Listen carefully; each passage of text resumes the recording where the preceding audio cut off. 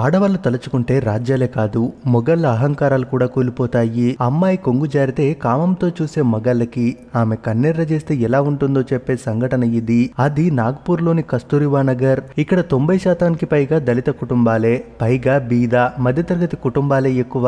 ఆర్థికంగా చితికిపోయి కులం పేరుతో దగాపడ్డ బ్రతుకులు వీళ్ళవి. దీనికి తోడు అక్కు యాదవ్ అనే సమస్య. అక్కు యాదవ్ గురించి చెప్పాలంటే అతని అసలు పేరు భరత్ కాళీచరణ్. ఆ ఏరియాలో అందరూ అతన్ని అక్కు అని పిలుస్తారు. పశువుల్ని మేపడం, వాటి పాలను అమ్మడం అదే వాళ్ళ జీవనం. కానీ ఎక్కువ కులంలో పుట్టడన్న అహంకారం, తక్కువ కులంలో పుట్టామే అన్న 90% మంది జనాల భయమే అక్కు యాదవ్ కి ప్లస్ అయింది.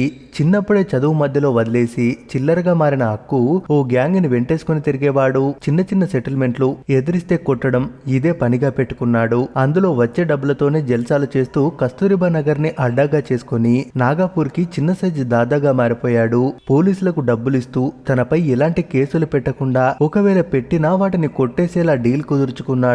ఇక కొన్నేళ్లుగా ఎన్నో అకృత్యాలు కళ్ళారా చూసిన అక్కడి జనాలకు అక్కు అంటే వణుకు. ఆయన వస్తున్నాడంటే ఇంటి తలుపులు మూసేసుకునేవారు. ముఖ్యంగా దళిత కుటుంబాలపై ఇతడి దౌర్జన్యాలు తారాస్థాయిలో ఉండేవి. ఏ పని చేయాలన్నా అక్కు పర్మిషన్ ఉండాల్సిందే.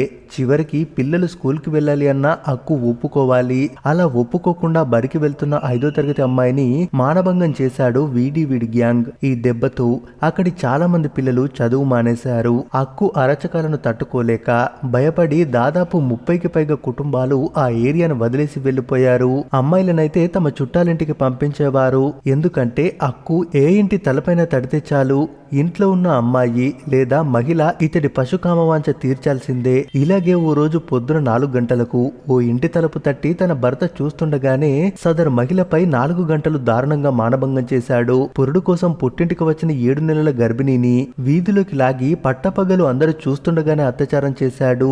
దాంతో ఆ అవమానం భరించలేక ఆ అమ్మాయి కిరోసిన్ పోసుకుని ఆత్మహత్య చేసుకుంది. ఆ ఏరియాలో పెళ్లి అవుతుందంటే గ్యాంగ్ ని వెంటేసుకుని వెళ్తాడు. పెళ్లి తతంగమంతా పూర్తయ్యే వరకు అక్కడే ఉండి పెళ్ళైందిగా శోభనానికి వెళ్దాం పదా అని లాక్కెళ్లిపోతాడు. ఇలా అక్కు అరాచకాలను భరించలేక ఓసారి తెగించి కంప్లైంట్ ఇవ్వడానికి స్టేషన్ కి వెళ్లారు. కానీ న్యాయం మాట దేవుడెరుగు. కేసు పెట్టడానికి వెళ్లిన మహిళపై స్టేషన్ లోనే మానభంగం చేశాడు. పైగా ఆమె పార్ట్స్ ని కోసి ఓ మృగంలా ఆ ఏరియా జనాలను మరింతగా భయపెట్టాడు.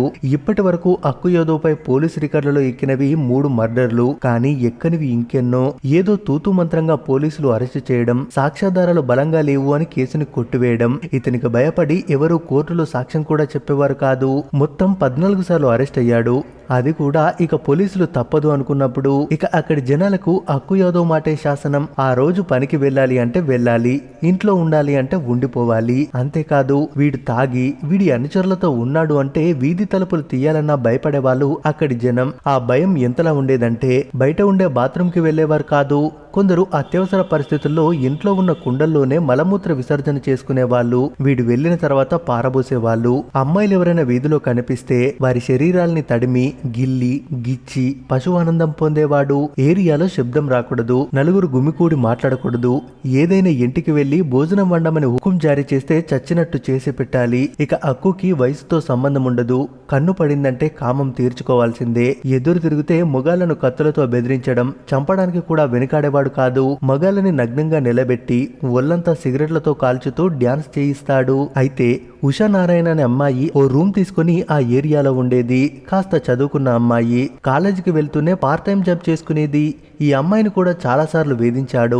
కానీ తెలివితో వాడి చేతుల్లో నుండి తప్పించుకొని వచ్చేసేది. అయితే ఓ రోజు ఉషా ఇంటికి ఎదురుగా ఉండే ఓ మహిళపై ఈ అక్కు యాదవ్ గ్యాంగ్ అత్యాచారం చేయడానికి వచ్చారు. వాళ్ళు వెళ్లిపోయాక ఆ మహిళకు ఉషా ధైర్యం చెప్పి స్టేషన్ లో కంప్లైంట్ ఇవ్వడానికి తీసుకెళ్లింది. అయితే వాళ్ళు కేసు తీసుకోకపోగా లంచం రుచి మరిగి అక్కు యాదవ్ కి ఒప్పందించారు. ఫలానా అమ్మాయిలు నీ మీద ఫిర్యాదు చేయడానికి వచ్చారు అని.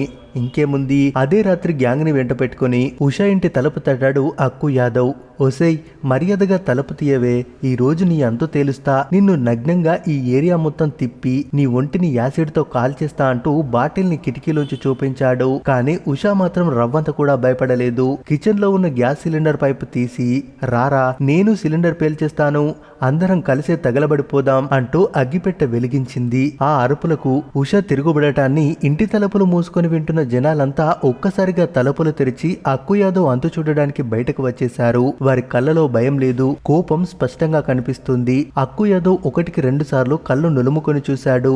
జనాల్లో ఇంకా అదే ఆక్రోశం. ఇక్కడ ఒక్క క్షణం ఉన్నా వీళ్ళు బ్రతకనివ్వరని అర్థం చేసుకుని తన గ్యాంగ్ తో పారిపోయాడు. ఆ క్షణం 13 సంవత్సరాల వాడి అకృత్యాలను భరించిన ఆ జనానికి తిరుగుబాటులో ఉన్న బలం అర్థమైంది. వాడి వల్ల నష్టపోయిన ప్రతి కుటుంబం ఏకమైంది. ఇక వీడిని వదిలేది లేదని డిసైడ్ అయిపోయి అక్కు ఇంటికి బయలుదేరారు. ఇంట్లో లేడని తెలిసి ఇంటిని కూల్చేశారు. ఇక విషయం చేయి దాటిపోయిందని గ్రహించిన అక్కు యాదవ్ పోలీస్ స్టేషన్ కు వెళ్లి ఓ పాత కేసులో స్వచ్ఛందంగా లొంగిపోయాడు. ఎందుకంటే బయట ఉంటే ఈ జనాల చేతుల్లో కుక్క చావు గ్యారంటీ అనుకుని పోలీస్ స్టేషన్ అయితేనే సేఫ్. పరిస్థితులు కాస్త సద్దుమణిగాక బెయిల్ తీసుకుని బయటకు వద్దాం, అప్పుడు ఆ ఏరియా వాళ్ళ సంగతి తేలుద్దాం అనుకున్నాడు. కానీ ఆ జనాల వేట మాత్రం కొనసాగుతూనే ఉంది. అయితే కొన్ని నెలల తర్వాత అక్కు యాదవ్ ని కోర్టు హియరింగ్ కి తీసుకొస్తున్నారని తెలుసుకున్న ఆ ఏరియా జనాలు దాదాపు 500 మంది చేతికి దొరికిన ఆయుధాలు చేతబట్టుకుని కోర్టుకు చేరుకున్నారు. ఇంతలో అక్కు యాదవ్ కోర్టు ముందు పోలీసుల బందోబస్తుతో దిగాడు. ఎదురుగా కస్తూరిబా నగర్ జనాలు. వాళ్ళని చూడగానే పోలీసులను గట్టిగా భయంతో పట్టుకున్నాడు అక్కు యాదవ్. కానీ జనాలు మాత్రం కోపాన్ని ఆపుకోలేకపోయారు. కోర్టు మెట్లు ఎక్కుతుండగానే ముందు తెచ్చుకున్న కారం పొడిని వాడి కళ్ళలో కొట్టి తమతో తెచ్చుకున్న కత్తులతో పొడి చేశారు. అడ్డుకోబోయిన పోలీసులను సైతం వెనక్కి నెట్టి అక్కు యాదవ్ తమకు చేసిన అన్యాయాన్ని గుర్తు తెచ్చుకుని మరీ కసితీరా పొడిచారు ఆ మహిళలు. ఓ మహిళ వాడి పురుషంగాన్ని కోసేసింది. ఒకరు కాలు, మరొకరు చెయ్యి. ఇలా మొత్తం 70కి పైగా కత్తిపొట్లతో అక్కు యాదవ్ కి కోర్టు మెట్ల మీదే తుది తీర్పిచ్చారు అక్కడి జనాలు. అయితే ఈ దాడి చేసినందుకు గాను 5 మహిళలను అరెస్ట్ చేశారు పోలీసులు.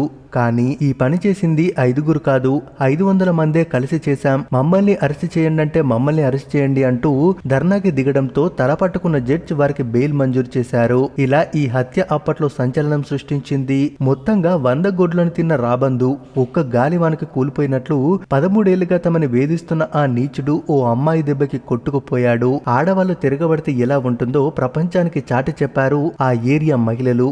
ఇప్పుడు ఆ ఏరియాలో ఆడపిల్లని చెడుగా చూడాలన్నా మొగాలకు వణుకు పుట్టే పరిస్థితి. నిజానికి చట్టాన్ని చేతుల్లోకి తీసుకోవడం తప్పే కావచ్చు, కానీ చట్టం సైతం తమకి న్యాయం చేయదు అని తెలిసే ఇలా చేయాల్సి వచ్చింది అంటారు అక్కడి జనాలు. మరి అక్కడి జనాలు చేసిన దానిపై మీరేమంటారు? మీ అభిప్రాయాన్ని కామెంట్స్ రూపంలో తెలియజేయండి. మరిన్ని ఇలాంటి వీడియోస్ కోసం మన ఛానల్ని తప్పక సబ్స్క్రైబ్ చేసుకోండి.